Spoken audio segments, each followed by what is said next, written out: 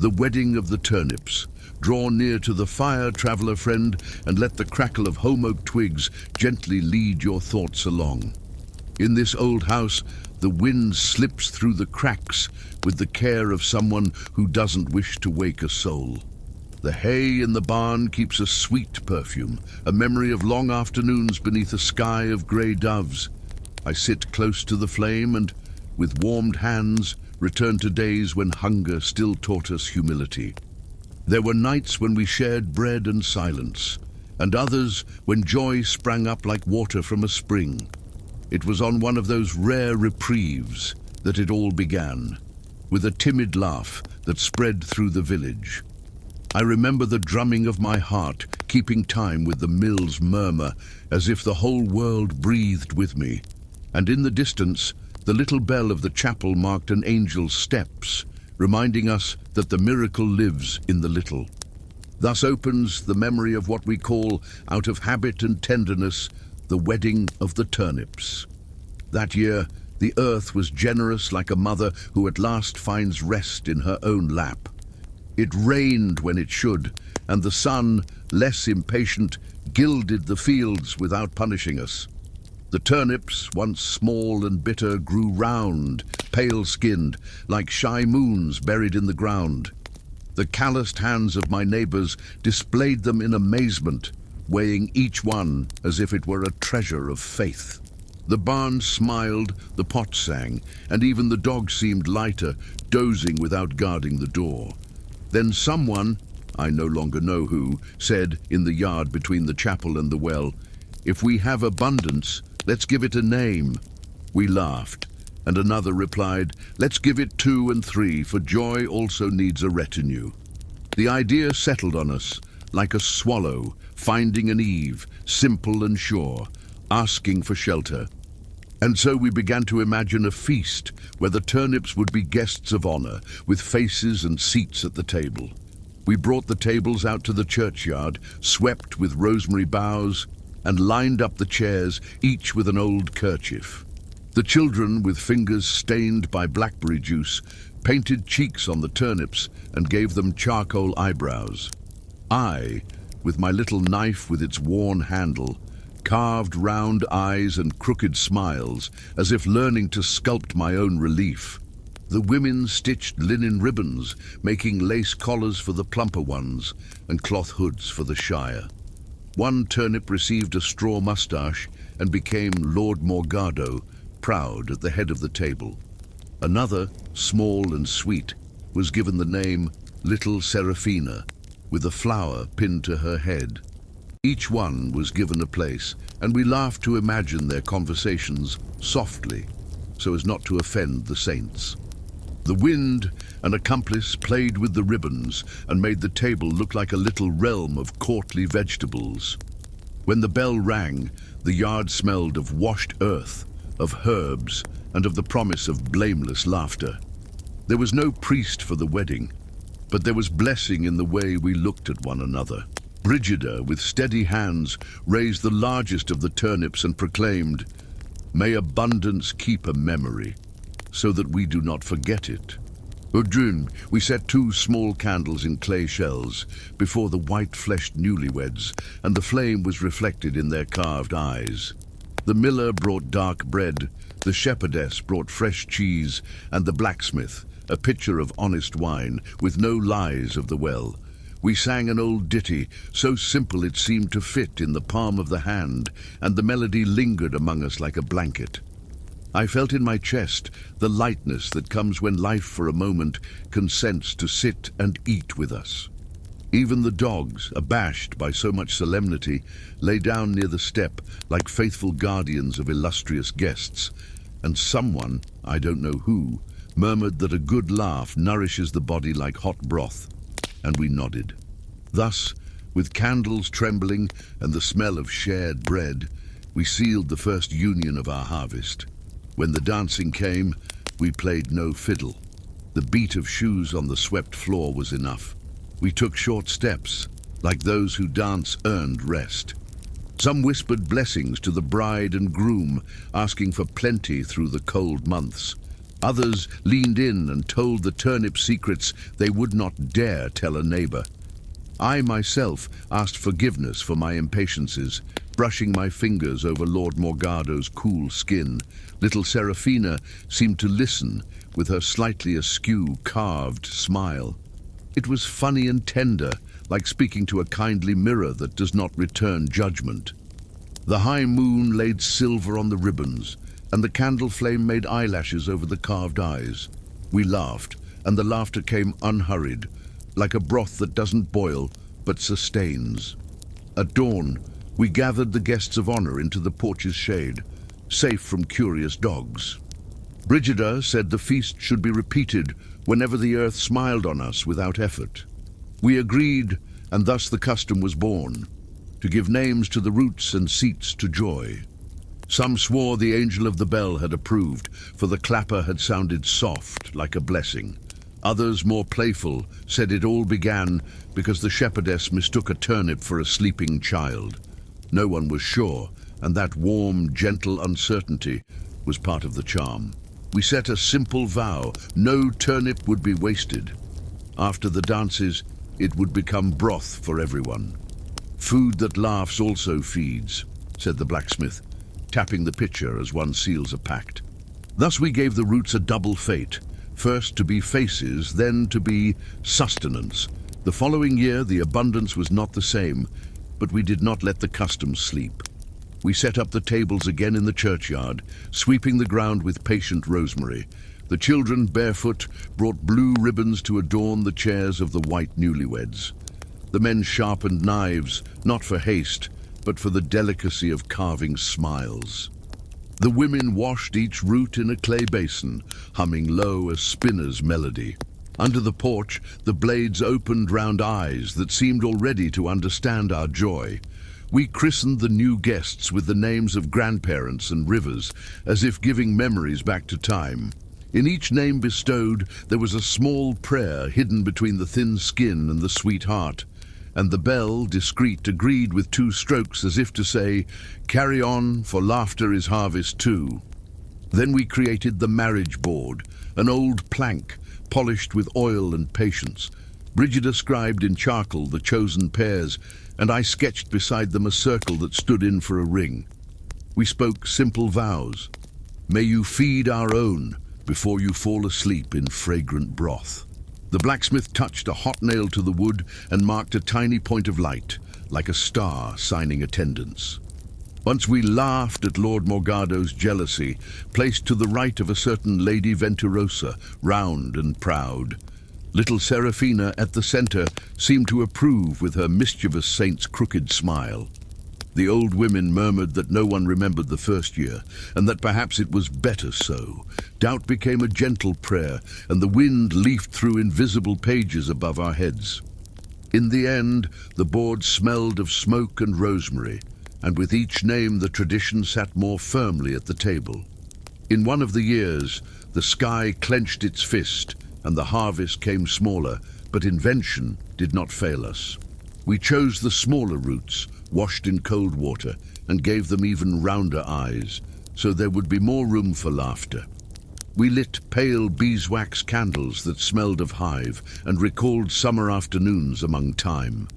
The soot drew 2 fine black streaks across certain faces, and the children swore the newlyweds were crying with emotion. Brigida smiled and said that even smoke at times is moved by what feeds us.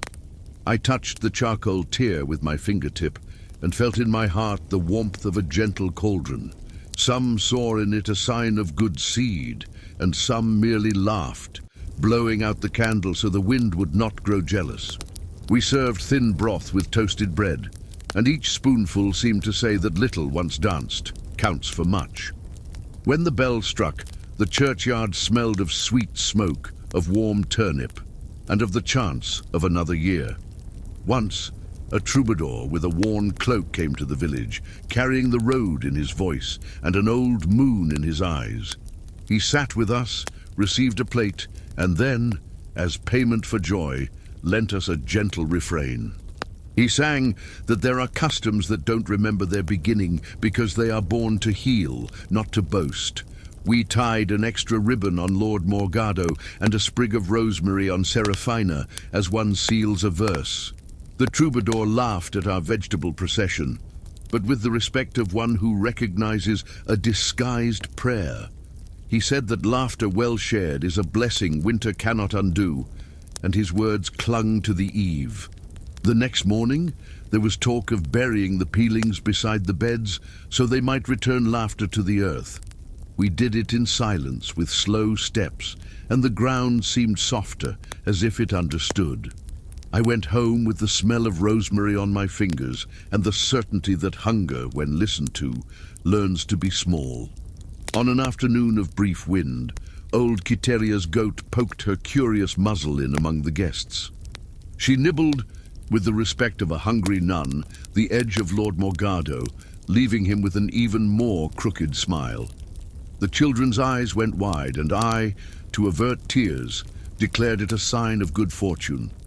Brigida laughed behind her kerchief and said every wedding needs a test of patience. We gave Morgado a new straw mustache, combed with wet fingers. The goat, satisfied, lay down beside us like an improvised guardian, chewing her cud with gravity. Someone whispered that animals know things before we do, and we nodded, unwilling to argue with nature. The candle before the newlyweds flickered as if holding back a laugh, and the whole churchyard seemed to breathe easier. That afternoon we learned that chance too knows how to bless with soft teeth. Later, we invented the judgment of the seeds, an end-of-feast rite that smells of the future. From the fairest turnips, we kept the seeds as one might gather fallen stars from the tablecloth. Brigida dried them in fine cloths, murmuring names so they wouldn't lose their way in the dark. In the yard, I sewed straight lines, each row christened with the couple of the year. "May Morgado and Serafina watch over these beds," I said, while the hoe opened gentle furrows. The grateful earth gave back a scent of wet soil and the promise of broth in the winters to come. The marriage board won new marks, and the village a calendar of hope. Thus the custom learned to walk forward, unhurried, like one carrying a well-balanced basket. And we, lighter, went to sleep certain that joy knows how to sprout beneath the skin of things. For the year when the rain chose the day of the festivities, we lacked no shelter in the barn. We pushed the table up against the straw cushions, and the candles in a row became rivers of light. The turnips, with cloth crowns upon their heads, cast round shadows on the boards, as if they were whispering. The miller kept time with 2 spoons, and that was our lute, shy and faithful. Donna Felicia set a lace veil on Serafina, and Morgado received a thistlebud at his breast. When the thunder rumbled, we all looked to the newlyweds, and I swear I saw courage in their carved eyes. We laughed, and the laughter smothered fear like a blanket pulled up to the ear.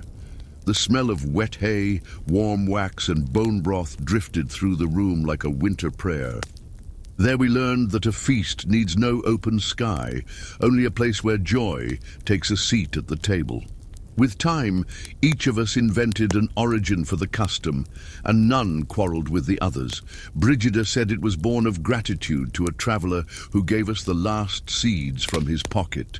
The blacksmith swore it was to console the miller's wife when the mill fell silent for a month.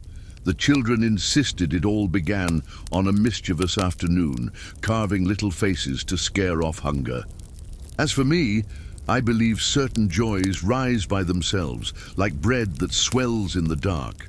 Whatever the beginning, the end was always the same. We laughed together and then shared the broth. And when night finally lay down, it was as if the world whispered softly that there is sustenance in what is laughed. Thus the tradition became memory, a thread of light kept in an earthen jar, glowing and gentle for cold days. And we slept light, with the little bell marking a step that fit inside each one's heart.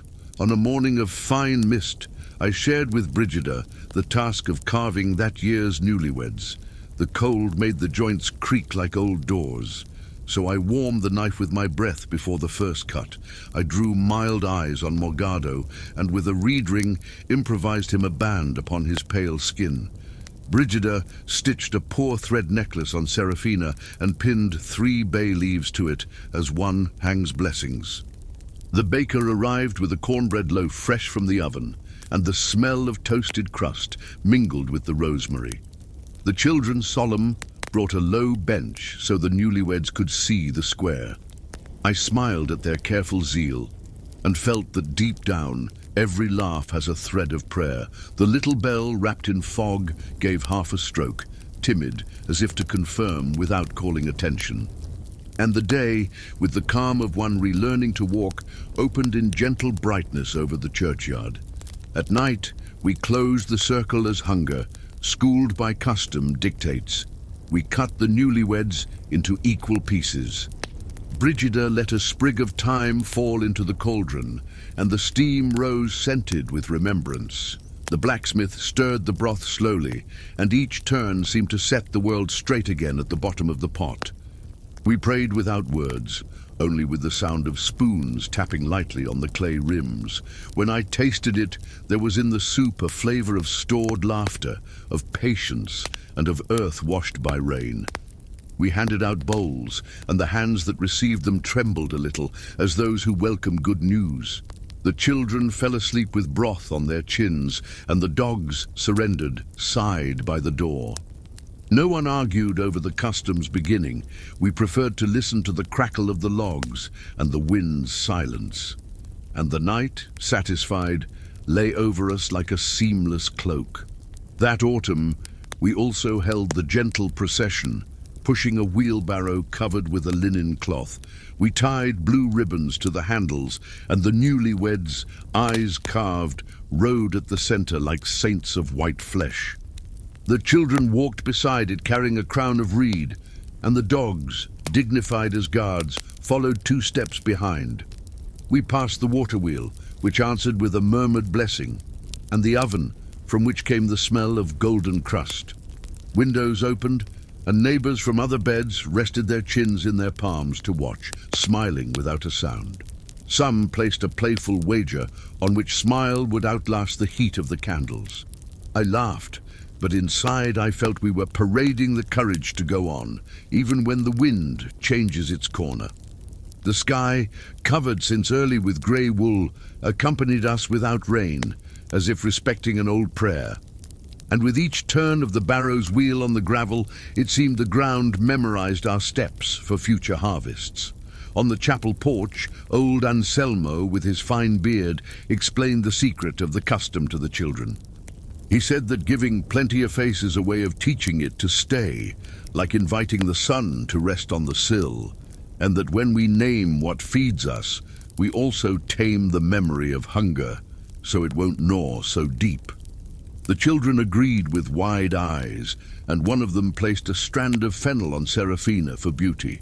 We adults feigned disbelief, but we pocketed Anselmo's words, warm as chestnuts. Before leaving, we set a ladle of broth on the threshold, so the ground might drink and remember us.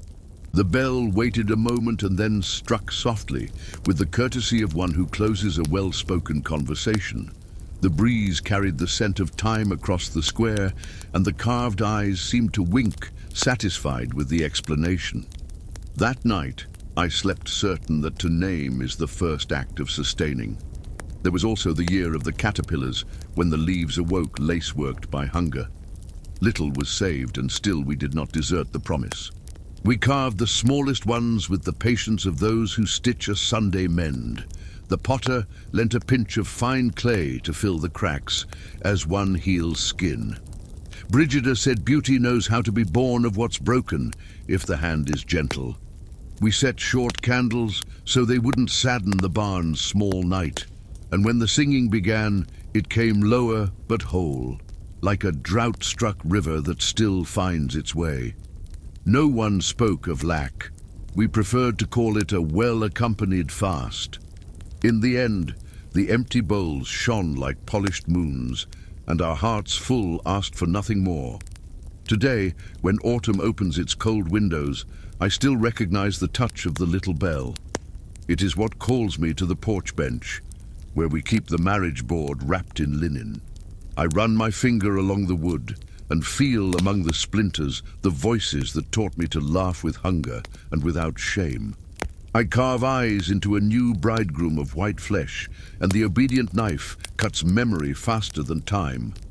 The children ask for the story of the first year, and I, smiling, tell them all the possible years. I say the beginning is like fog. It helps us learn to listen to the rest.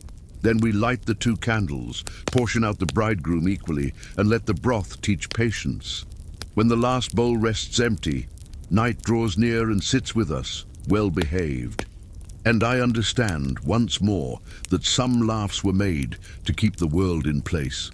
On a fair day under a clear sky, a stranger from the big town arrived, dark cloak and a gaze that weighed things like a scale.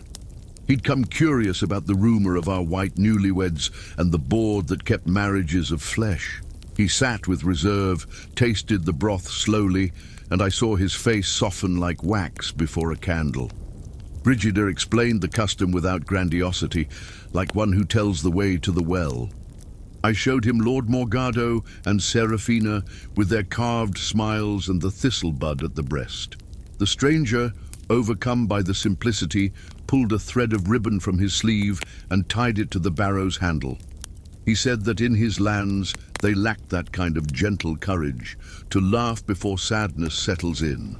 He gave us 3 coins for the candles of the next feasts and left lighter, looking back twice. In the square there remained a scent of good resolve, like bread taken from the oven at the right moment. Years later, when my hands began to tremble like leaves in an autumn breeze, I passed the knife to an attentive boy. I taught him to warm the metal with his breath, to respect the turnip skin as if it were an old story. I showed him where to set the first cut, how to trace round eyes that judge no one. Brigida, seated beside us, stitched again the simple thread necklace, and the blacksmith with thick fingers held the candle. The children repeated with me the customary prayer, "May you feed our own before you fall asleep in fragrant broth." The boy smiled with the gravity only little ones know, and knew how to name abundance without vanity. When we finished, Serafina winked a crooked smile, and Lord Morgado seemed proud of the apprentice. The bell struck a short measure, as if to say, "It is well kept," and I understood that the tradition had at last learned to walk on its own 2 feet. There came yet a knife-edged winter, and even so the feast found a crack through which to enter. We marked the gentle date on linen, and the bell, restrained, taught the cadence for tired feet. Under the porch, the candles formed a discreet river, and the broth in the pot whispered promises. The children carried in closed fists the seeds of the newlyweds, like those who bear embers in the dark.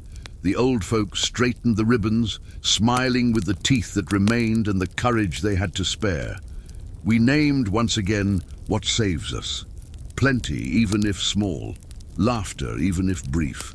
And when the first sip went around the circle, I heard a shared sigh, like a bird alighting across the whole village. The board received new marks, and memory, docile, sat with us like a relative who knows how to wait. Then we understood again that a face carved in a turnip outshines the lamp of doubt.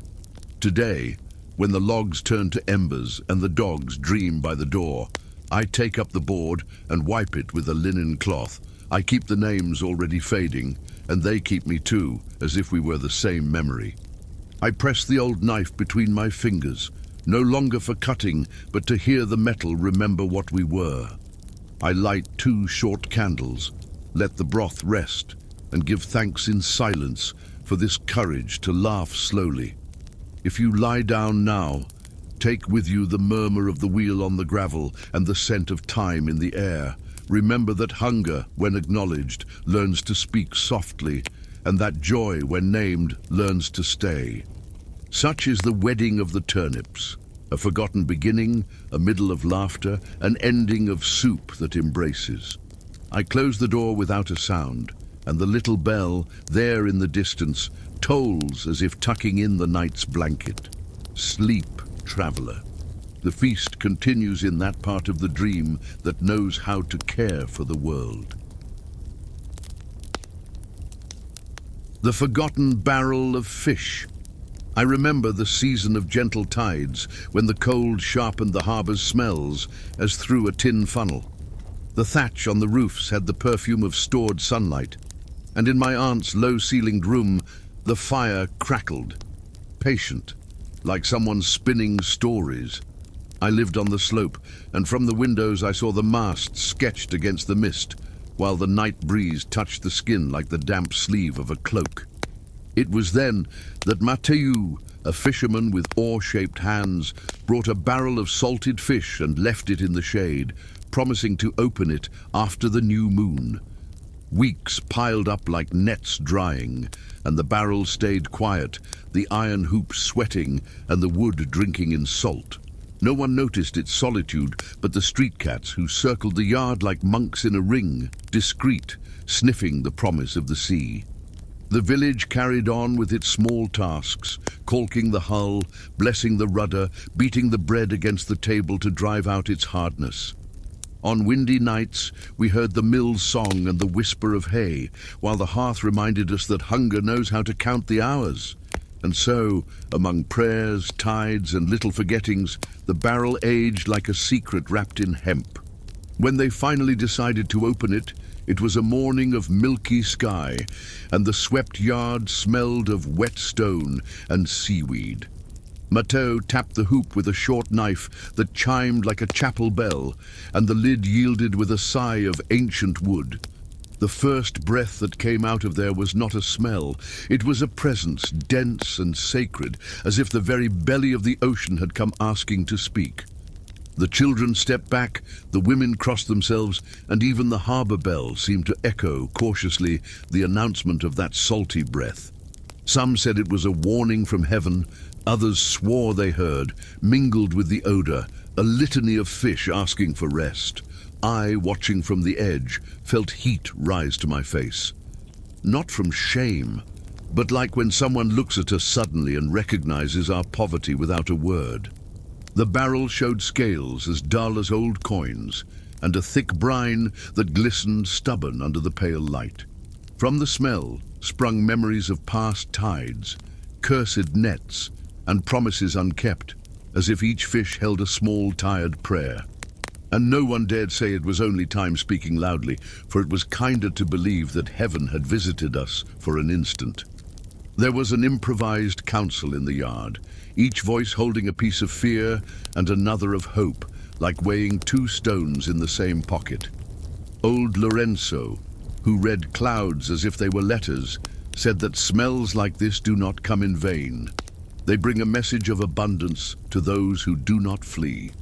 Pious Giteria pressed her rosary and claimed that perhaps the fish had been blessed by the salt itself, and that refusing would offend the miracle. The priest, with the caution of one who knows winter, neither denied nor confirmed. He spoke only of gratitude and clean hands, and his words settled like tired seagulls. Mateo, ashamed of his forgetfulness, swore he had kept the barrel with sharing in mind, and his hands smelled of rope, tar, and belated promise. The cats, who did not vote, agreed with their eyes, and a thin wind moved the clothesline ribbons like flags of a timid feast. They spoke then of hunger, that old counselor who tunes the ears to any whisper of heaven. I heard every argument like one hears the sea inside a shell, distant but insistent, reminding us that living is accepting what comes when it comes. And little by little, the village bent toward yes, like wheat under a patient breeze. We decided to make use, not out of stubbornness, but out of faith. Faith in the salt, in time, and in the resilience of noses baptized by the wind. Basins and pitchers were set out. The lid became a tray, and the women laid sprigs of bay and thyme as if dressing the sea for the table. Mateo stirred the brine with a tin ladle, and the thick shine swirled like an imprisoned moon, while the smell, still imperious, settled into our clothes. They said that a single drop in thin soup could remind the tongue of great halls, and that the ancient salt would cure the discouragement that besets the stomach on long nights. I tasted it with the tip of my bread. It was storm and memory, affront and caress, a flavor that taught respect. The children, noses wrinkled and eyes curious, asked for crumbs dipped like those who beg for extra stories before sleep. Someone suggested greasing the pots with that oil of the sea so nothing sticks, and we laughed, not at the absurdity, but at the comfort. We distributed portions into small earthen pots marked in charcoal, and each family took with it a spark of that aged ocean. And though they chuckled softly at the boldness, everyone walked slowly, as if carrying a reliquary that allows no stumbling. There were those who anointed the doorframe with a drop of the brine, as if tracing a little fish against bad luck. Others warmed it with onion and bay, saying that over a gentle flame, divine will becomes food. I went down the slope with my clay pot, the steam carrying a rumor of the sea striking soft rocks. Through the windows, I saw hands lifting spoons like little lamps, testing the palate's courage before the first night. The cats followed in a furry procession, mewing blessings that only those who go hungry learn to translate. The well's edge filled with short laughter, and someone breathed that the smell would drive away illness, like rosemary smoke in thunderstorms. Mateo walked behind, neck low but eyes shining like a boat's lighthouse finding its way. The priest, discreet, passed sprinkling water and gentle words so that faith would not be mistaken for recklessness. And the morning, which had woken pale, took on a rosy market day face, even if the wares were made of salt and patience. Toward evening, we lit braziers in the big yard, and the flames were like fingers tuning the choir of scents. The soup took body with crumbs of hard bread, and each drop from the barrel was like the low note of a hidden lute. The children played at covering their noses with sleeves, laughing through grimaces, and we laughed at them, because joy is seasoning too. Quiteria shared out leaves of thyme as one shares good news, laying them on the soups with a healer's gesture. Old Lorenzo told of an ancient shipwreck and swore the sea returns, in the form of aroma, what it could not give in fish. I listened and believed as much as hunger allows, keeping my doubt folded in my pocket for later. The wind circled the yard and carried a bit of the stern fragrance up to the rooftops where sparrows sleep early. And when the first spoon met a mouth, there was a respectful silence, the kind that precedes gratitude. It was no banquet, but it was shelter. No miracle, but an outstretched hand. And that was enough for the night to begin gentle. That night, the village fell asleep like an anchored boat, and the smell, already tamed by the fire, became a low song at the foot of the windows. The empty pots kept a gleam on their rims, as if a small tide breathed there, discreet. I dreamed of schools moving in silence, each fish carrying a thread of light in its mouth, and I woke, laughing at my talkative stomach. It wasn't pain, it was a chorus, a murmuring sea reminding me that the body also prays in its own way. The cats lay guard at the doors, satisfied with the liturgy of salt, and the fig tree's branches scratched the moon like a quill on parchment. The wind touched the eaves lightly, covering us with an invisible woolen cloak, and the ember at last shrank to the size of a sequin. I felt, before sleep settled for good, that poverty has perfumes which appear only when hope warms the spoon, and I let my head fall on the pillow, knowing that, at least for that night, the sea had agreed to sleep with us. Everything rested, the oars, the prayers, the hunger, and the barrel, at last, in peace. In the morning the mist tasted of milk and stone, and by the well voices gathered, tiny laughs, hands on bellies, in a humour without complaint. "They're the sins going away," said Quiteria, and no one argued with an explanation that warmed like a shawl. What was left of the broth was rubbed onto the nets to remind the fish of the way, and onto the basket straps to chase off stingy damp. Mateo promised with gentle eyes never again to forget the season of salt, and he scratched a crescent on the lid as a reminder. The priest suggested a custom, a shell from the old barrel touching the lips before the bread, only to moisten them with gratitude. The children tied blue ribbons to the clothesline, and when the ribbons danced, they looked like sardine tails playing in the air. We called that day Barrel Day, not out of grandeur, but to remember that a feast can be made from little. And as the houses opened their windows, I felt the village smelled of washed courage, like clothes wrung in the river and set in the sun. There was still much winter ahead, but the heart had learned a new step, to walk slowly, sustained by a scent that no longer stung. As the days passed, the stern perfume gentled and remained like a rim of memory on the household things. Some said they heard a sea buzz in the doorframes, and I smiled, because sometimes longing speaks through smells.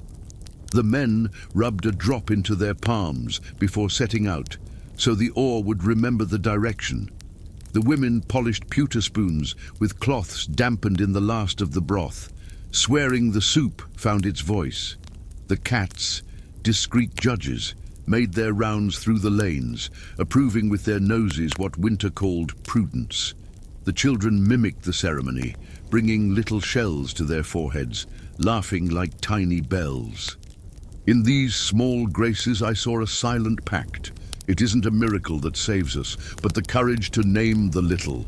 And Barrel Day entered the calendar without ink, merely stitched into habit, like the hem of an old dress.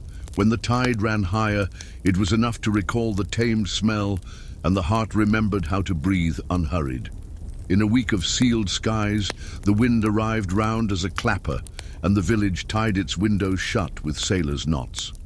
They said the omen had been a warning to prepare, not a disaster, and each of us soothed the roof with gentle words. The storm passed to the side, brushing the ravines like a skittish goat, and left puddles that mirrored a patch of washed sky. So we kept a small vigil in the yard, and Mateo laid a hand on the barrel's wood, like one thanking an old companion. The priest proposed returning 2 staves to the sea, that the ocean may keep a memory of our gratitude. We tied rosemary to the curved wooden pieces and carried them to the shore, with prayers and laughter that did not trip over one another. The waves received them without fuss, as if recognizing the return of stubborn children. We came back light, smelling of salt and herb, certain that winter could be crossed in small steps. And that night, the breeze in the curtains sounded like the pages of a book left open, to continue the next day. Back in the rhythm of the tides, the barrel stayed in the corner like an old man who has told the best story and now prefers to listen. At the bottom, there remained a luminous sludge, thread of salt and remembrance, which we used with a sacristan's parsimony. A drop on the iron anchors, so they don't harden against the return, said Lorenzo, stroking the metal. Another on the cuffs of coats, so the cold will recognize that living people dwell here. A Quiteria ran her finger along the bottom and painted a small fish on the children's foreheads, laughing at fears like one who combs the night. Mateo, lighter of heart, taught the young men to respect the sea's timing, not with sermon, but with the gesture of wiping the lid. The doors, anointed, groaned less. The nets, burnished, recalled the curve of schooling fish, and whenever I washed my hands, I felt the ghost of the smell rise and draw back, like a wave that knows where to stop. Thus the village learned the difference between excess and measure, without hurry and without fanfare. One day, a peddler with light steps arrived, bringing ribbons, thread, and stories clinging to his tongue. He sniffed the air of the yard and asked, with the eyes of one who strikes a vein, what seasoning was this that made even the cats pray? We laughed discreetly, and the priest answered that it was a blend of sea and patience, a recipe long in the learning. We told him of Mateo's forgetfulness, the fright, the counsel, and the sharing, and he listened like someone measuring cloth with his fingers. Strong smells bend destiny, he said, but only those who are hungry turn them into a path. He bought hard bread, drank well water, and left with a bit of our story stuck to his boots. We watched the dust settle, with the impression that the world out there smells of many villages we do not know. And that afternoon, the wind changed direction, bringing a freshness of open sea that opened windows inside us. I felt the lesson of the barrel begin to travel like an inkless letter entrusted to those who know how to read with the nose. Moons went by, and the story of the barrel became a circle song murmured softly in the chapel yard. The children rhymed salt with sign, fish with prayer, and each rhyme seemed to take the edges off the fright. I mended sails with thick thread, feeling in my fingers the patience that winter had taught us. Toward evening, the bell called us to rest, and the gulls answered with winged laughter. The old smell, now nearly memory, sometimes came like a benign shadow behind the door. There were days when opening the window was enough for the sea to enter with a visitor's good manners. The village discovered that the nose also learns prayers, and that not all force needs to wound. At the tables, conversation moved slowly, like a boat that respects the weight of silence.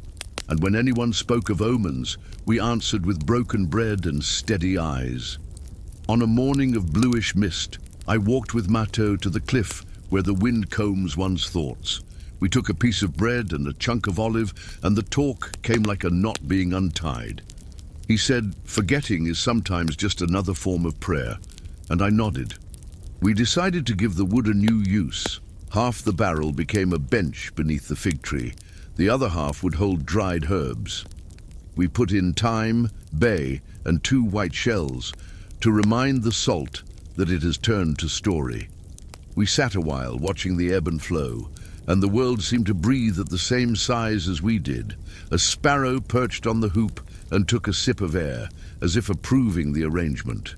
The wind brought back a whisper of fish and laughter, and neither asked us for an explanation. We went down the slope with light steps, leaving behind a trace of good wood and gentle promise. With the bench newly made, the village found a new way to draw close to one another without hurry. In the fig tree's shade, conversations flowed like warm oil, and laughter tapped the trunks like little tides. The half-barrel, filled with bay and thyme, perfumed the air with mild remembrances, and the white shells on top kept a glint of blessing. When the breeze stirred the leaves, it seemed the herbs were blowing secrets, and the cats, stretched out, agreed with what they did not know. Neighbors who once feared the omen began to call it a warning to take care, and care, repeated, becomes a custom that doesn't weigh. Matteo told the lads that the sea is generous, but demands respect, and that salt has the hard head of time. Quiteria fingered the sprigs and laughed, saying the herbs are the earth's way of praying without words. I brushed my palm along the hoop. Feeling in the wood, the memory of fright turned into calm. We learned that the vigor that wounds can also protect, if guided by measure. Winter came again, with its cloak of short steps and long breaths. Before the bread, we touched our lips with the shell, a small gesture that warmed like freshly shorn sheep's wool. In the low room, the firewood sang softly, and the thatch kept the last scent of summer. I laid the remembrance beside my pillow and thought that life sometimes visits us in aromas, not in words. Whether it was miracle or simply time speaking loudly mattered little. We welcomed both with the same clean cloth. The barrel, now a bench, made no apology for having been a fright. It rested like one who keeps a promise. Outside, the sea breathed in its usual cadence, and we had learned to breathe with it. Within us, hunger found a small lamp and grew gentler. And when the flame became ember, we let sleep take us, certain that the omen in the end was of peace. In spring, the wind changed its face and smelled of new sap and washed rope. The fig tree opened green fingers over the bench, and the shade grew to the size of our conversations. The women hung bunches of thyme on the hoop, and the half-barrel looked like a small perfumed cloister. The young men mended nets with a scribe's patience, each knot receiving a breath of thanks. Matthew, more cheerful, said the sea forgets too and then corrects itself in generous tides. We laughed at the exaggeration and adopted it, for good lies keep out the cold inside. The cats slept belly up, surrendered to the peace the gentle scent promised. We said, half serious and half in jest, that we had noses of iron and hearts of wool, and the yard, washed in light, seemed larger than before, as if winter had stepped back. At a copper dusk, the sky dropped to the tiles and wrapped us like a traveller's cloak. We boiled a clear broth with bread and herbs, and a memory of salt touched the tongue like a small blessing. The priest spoke of providence, Lorenzo of wind, Quiteria of courage, and I of measure. I discovered that listening to life is like opening a barrel. First comes the fright, then the story. The village nodded without haste, each one keeping a piece of understanding as one folds a handkerchief. The children asked for another rhyme, and we gave them the song of the omen that became custom. Night arrived on woolen feet, and the embers smiled in the hearth like shy mouths. We closed the windows carefully, leaving a crack for the sea to breathe with us. And when we lay down, sleep came serene, smelling of bay, wood, and a promise kept. One night, the moon rose round and low, like freshly baked bread on the windowsill of the sky. The harbour waters went smooth, and the sound of oars recalled a spoon scraping the bottom of a pot. A boat was late returning, and the mothers lit candles, lined up like a domestic constellation. I brought the shell to my face, and felt the ancient salt touch my skin, like a familiar hand saying, "Wait." When the boys finally rounded the cove, the village breathed together like a coal lightly stoked. They brought few fish, but wide smiles, and Matu tipped his hat to the moon, thanking it without words. On the fig tree's bench, we left a small portion, a tribute to the old fright that now kept watch over us. The priest smiled with his eyes and said, "Providence like small gestures, repeated with care." The candles went out slowly, and the night closed the door from within, satisfied with the order of things. As the warmth arrived, we set the half-barrel out in the sun so the wood could drink in light and give back memory. The herbs dried, singing almost inaudibly, and the yard smelled like a chest newly opened on a feast day. Lorenzo taught the children the difference between omen and care. The first frightens, the second sustains. They repeated it, solemn, and soon turned it into a game, braiding bay leaves as crowns for patient cats. Matteo spoke of making a new barrel, not to forget the old, but so abundance would find a house ready. We approved with a murmur, as if signing with our breath, and we parceled out tasks to fit each hand. I took on watching the staves dry, listening to the gentle crack of wood settling into its fate. Under the fig tree, the shadow seemed to write on the ground a word we all knew how to read, measure. And so the village, in short, steady steps, began to prepare a place where peace could remain. We made the new barrel at the turn of afternoon, when the light turns to honey on the backs of things. The staves, already cured, accepted the iron hoop like one receiving an old embrace. Matu set the hoops with gentle taps, and each sound seemed to call fish from afar.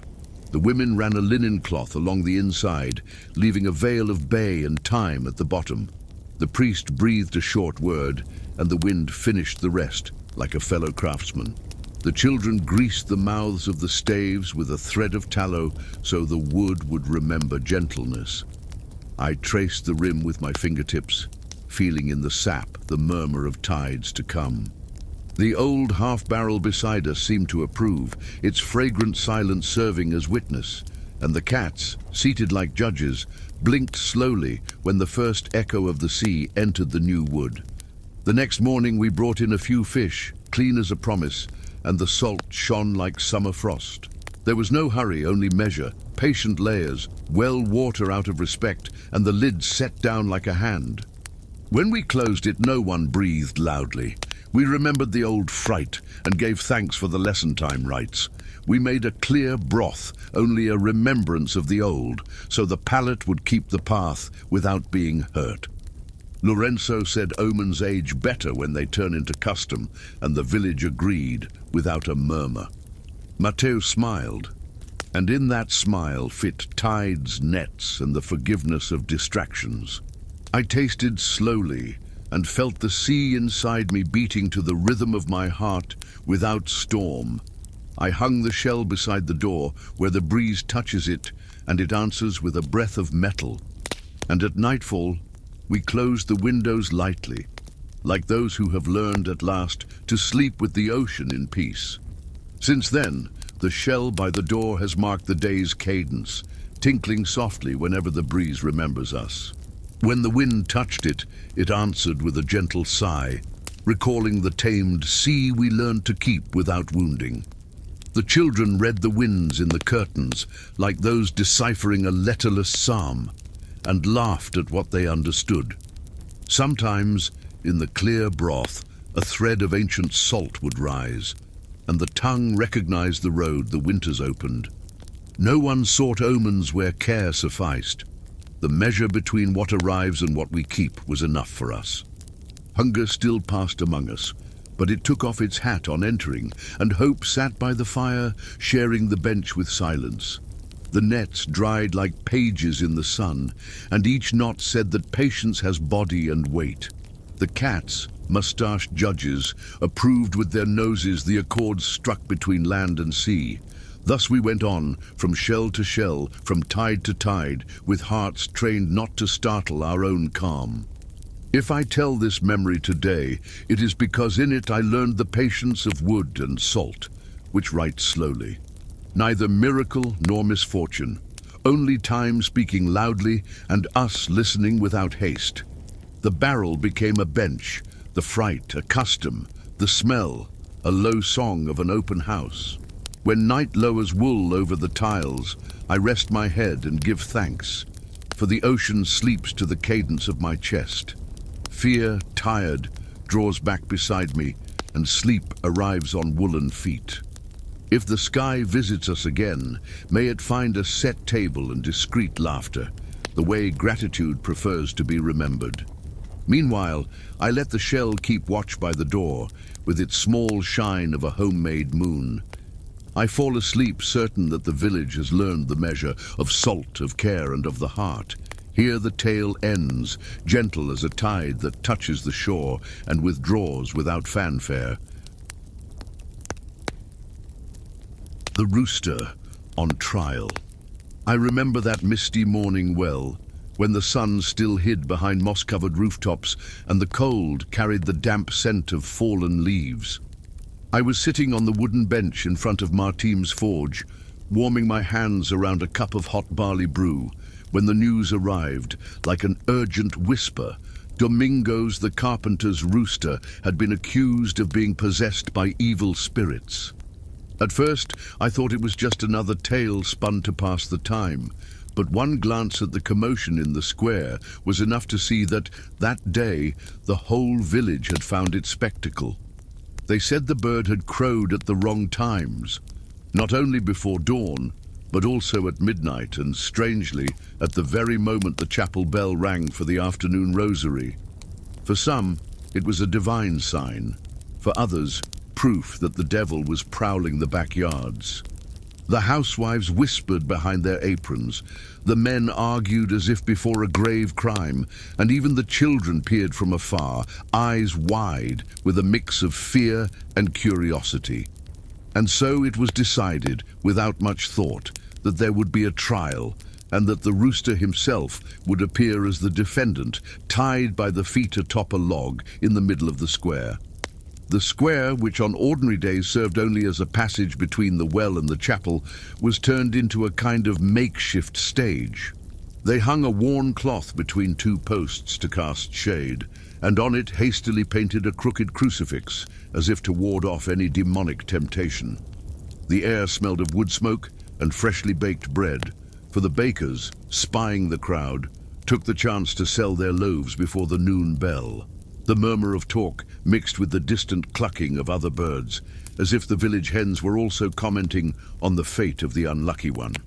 Domingos, the rooster's owner, was visibly ill at ease. He held his hat in both hands and avoided looking at the bird, as if afraid he might find in its eyes an answer he didn't want to hear. At his side, Father Balthazar leafed through a little prayer book, feigning readiness for an exorcism. though it was far likelier he was rehearsing the words he would use to calm the more excitable. A few youths, more inclined to amusement than devotion, whispered about placing bets, whether the rooster would survive, fall silent, or, as one of them said through stifled laughter, decide to crow in the very middle of the sentence. When the rooster was finally set upon the log, an uproar rippled across the square. The bird, with red and golden feathers that gleamed even under the overcast sky, looked more curious than frightened. It cocked its head from side to side, as if examining that gathering of familiar faces that had suddenly chosen to behave like strangers.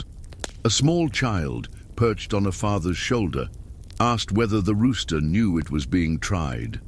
No one answered, but the silence that followed made it seem as though everyone pondered the question.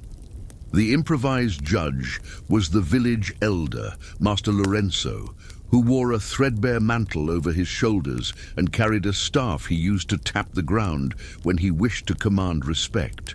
He opened the trial in a grave voice, reciting the crimes of the accused, crowing at improper hours, disturbing the neighbors' sleep and, worst of all, doing so in coincidence with the chapel bells, which could not be the work of chance. Each accusation was met with murmurs, some of genuine indignation, others of poorly concealed amusement. And thus, amid solemn looks and hidden smiles, the fate of a simple rooster took on the weight of a solemn cause. Father Balthazar was called to give his spiritual opinion. He adjusted his cassock, cleared his throat with importance, and spoke of signs and omens, recalling old stories of animals that had served as messengers, sometimes of God, sometimes of darker forces. He told of a dog that howled whenever a townsman was about to fall ill, and of a donkey that, according to legend, had knelt on its own before a crucifix on harvest day. His words, half sermon and half fable, left some uneasy, but others clearly more intrigued by the way the rooster bobbed its comb at the sound of his voice. Then an elderly woman, Donna Michelina, asked to be heard. With the authority of one who had known the village morning since before many there were born, she said the rooster sang early because the moon that week was out of step, a thing that always unsettled the animals. She reminded them that, in the year of the great snowfall, a neighbor's rooster had also crowed at midnight and no harm had come of it. Her calm tone soothed part of the crowd, though it did not erase the desire to carry on with the trial, by then more a piece of community theatre than a quest for truth. The debate shifted when Tiao the miller stood to defend the rooster with an unexpected argument. If it crowed at strange hours, perhaps it was a warning for workers to rise earlier and make better use of the day. Some laughed, others nodded, recalling mornings when they had squandered the light out of laziness. Tiao went on to propose that instead of punishment, the rooster be given a place of honor atop the chapel roof to alert everyone and perhaps even watch over the village. As in every good village meeting, opposition came swiftly. João Pedreira, a man of measured speech and heavy eyebrows, declared the idea dangerous. If the rooster were indeed under ill influence, it would be like placing the enemy at the highest point to spy on every house. A worried murmur spread, and I saw women discreetly make the sign of the cross. The rooster, oblivious to human passions, pecked idly at a sliver of wood on the log, as if the village's fate did not depend in the least on its throat or crow. Then something curious occurred. At the moment, Judge Lorenzo raised his staff to call for silence. The rooster let out a brief crow, not as loud as usual, but clear enough to make everyone hold their breath. The sound echoed off the square's stone walls, and for an instant there seemed to be no other noise in the world. Some children laughed at the coincidence. Others, more impressionable, exchanged looks as if it confirmed their darkest fears. The priest, without hesitating, began to murmur a prayer. The judge, however, seized the moment to proclaim that the defendant had spoken. He did not say whether he considered the crow a confession or a defense, only that the rooster had made its statement. The ambiguity stoked the talk even more, and soon impromptu wagers sprang up. Would there be another crow before the verdict? The sun, now high, began to gild the chapel windows, and the gentle warmth of the morning loosened shoulders that had been tense.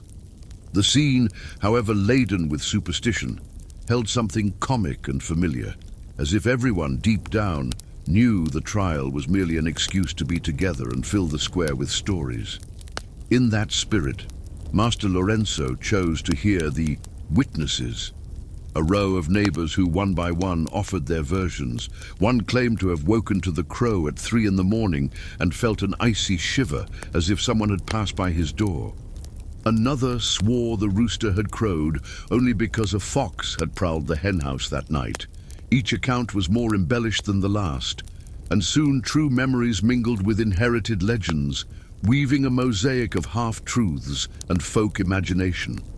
Amid this parade of stories, a small child was brought by her mother to speak. With a timid smile, she said that on sleepless nights she liked to listen for the rooster, for its sound felt like a friend calling from afar. She said she had never been afraid, and that she even whispered to it when everyone else was asleep. The simplicity of her words cast a different hush over the square, as if, all at once, everyone remembered that this animal, so debated and accused, also belonged to the invisible ties that bound the village together, the rooster on trial. That moment seemed to soften even the most distrustful. The ladies who had been murmuring prayers traded less severe looks, and a few men let slip restrained laughs, as if realizing that perhaps it had all been collective exaggeration. The rooster, still on the log, tilted its head as though understanding the change in mood and shook its feathers with an almost proud air. A breath of wind brought the distant smell of turnip soup, reminding everyone that lunchtime was near. Master Lorenzo, sensing that the heat of the debate had dissipated, raised his voice to close the trial. He declared that, for lack of concrete evidence and thanks to the valuable defense offered by the small witness, the rooster would be freed and returned to Domingos's henhouse. He added with a half-smile that it would be up to the owner to see that the nighttime crowing no longer disturbed anyone, though deep down all knew he could hardly control it. The crowd dispersed little by little, each carrying a new story to tell on long winter nights, when wind, hearth, and memory meet to rekindle episodes that were, at once, fear and laughter. Relieved, Domingos gathered the rooster in his arms, like one rescuing an old friend, murmuring words only he and the animal seemed to understand. As he walked home, some neighbors accompanied him, laughing and remarking that it would forever be the rooster on trial.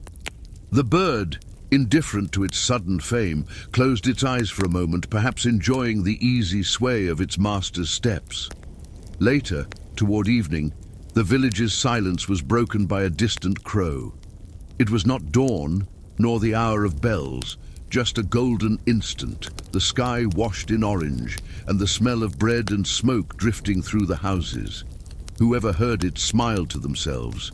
No one ran to the square, no one shouted, "Possession" or "miracle."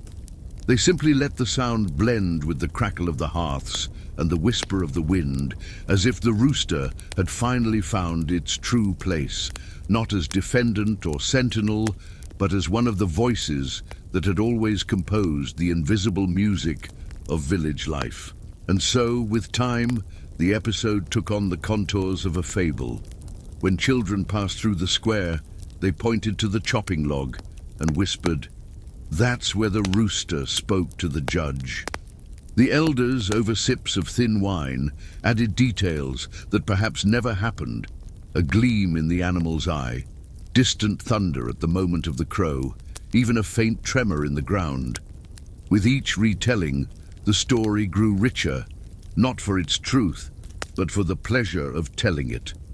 On winter nights, when snow covered the tiles and the world seemed to curl up around the fire, someone always remembered the day of the trial. Between laughter and sighs, all agreed it had been nothing more than a grand gathering disguised as a court.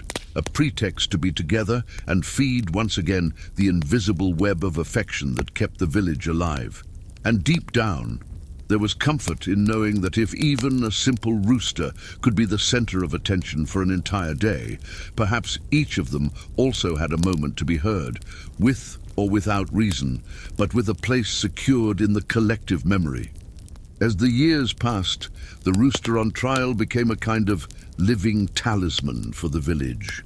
Aged now, feathers duller and steps slower, it still wandered through Domingos's yard like a respected gentleman who bore the prestige of having faced a tribunal and been acquitted. Whenever it crowed, at dawn, at dusk, or at some unforeseen hour, no one was alarmed. On the contrary, many smiled, remembering the afternoon when the whole town stopped to listen to its voice. And I, whenever I pass through the old square, feel there is still an echo of that day mingled with the sound of the wind.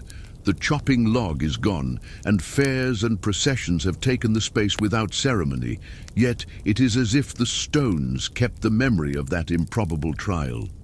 It's a warming remembrance, not for the laughter or the fright, but for the certainty that even in times crowded with fears and superstitions, there are moments when a community gathers not to condemn, but to share life, even if around a rooster that crows out of turn.